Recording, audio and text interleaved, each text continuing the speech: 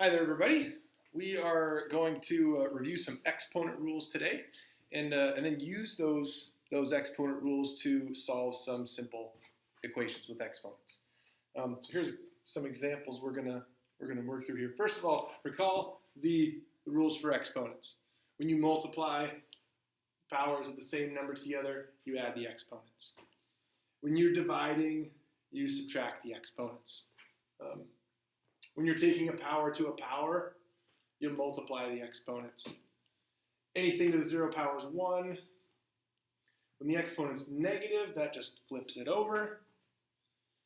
And a fraction exponent, the bottom number in the fraction is the root, and the top number in the fraction is the exponent on the A. So just a little bit of review of what we've done in the past. Let's apply some of that to these. So here we got a fraction exponent. And the bottom number is the root. So what we've got here is the fourth root of 256. So you got to try to think of 4 of the same number multiplied together that gives you 256. Well, 2 times 2 times 2 times 2 is 16, so it's not that. 3, multiplying 4 threes together, that gives you 81, so it's not that. 4 times 4 times 4 times 4 is 256. So the fourth root 256 is 40. Let's take a look at this next one here. 1/2. So again, we got fraction exponents. And the bottom number is a 2. That means that's a square root. And the exponent on it is a 1.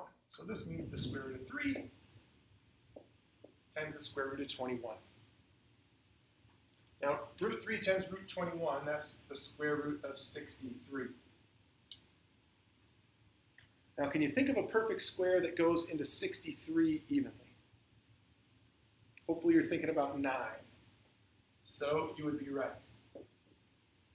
So 63 is 9 times 7. Now, the square root of 9 is 3. So our final answer here is 3 times the square root of 7. Pause the video for a minute and give this one here a try. Welcome back. Let's see how you did. This is, again, 1/2 power. That's the square root of 5 and the square root of 15. 5 times 15 is, let's see, 75. Now we got to think of a perfect square that divides into 75. 25 does. So this is the square root of 25 times 3.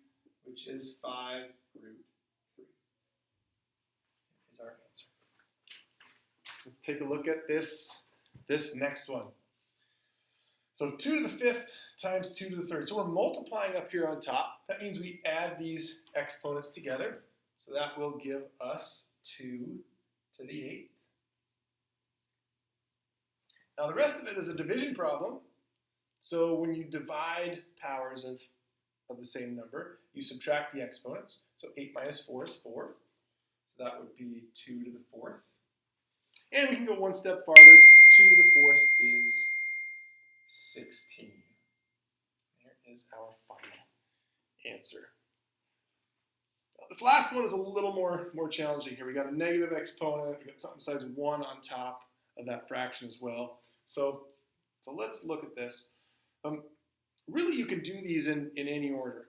I'm going to take care of the negative on the exponent. We're going to deal with the 2, and we're going to deal with the 3. And again, those can be done in any order you want. I like dealing with the negative first. Anytime you have a negative exponent, that flips over the thing that's being taken to the power.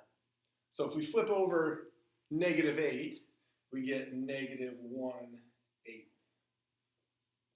And now that exponent is positive. We've taken care of that negative in the exponent. Again, you've got some choices. You can either take care of the 2 first or the 3 first. Either way is fine. Let's do the 2. Now, when you have a fraction exponent, the top number is the power. So we're taking negative 1/8 to the 2nd power.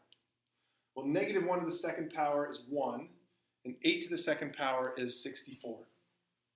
So we've got 1/64, and we've still got that 3 down there to deal with.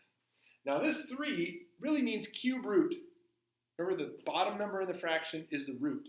So what's the cube root of 1? Well, it's 1. And the cube root of 64 is 4, because 4 times 4 times 4 is 64. So our answer here is 1/4. If you've done those, or taken care of the negative, the 2, and the 3 in a different order, you should get the exact same answer. Obviously, your work will look a little different, but it should give you the exact same answer. Watch part 2 of the video, or of the lesson today, to see these properties used in solving some simple equations.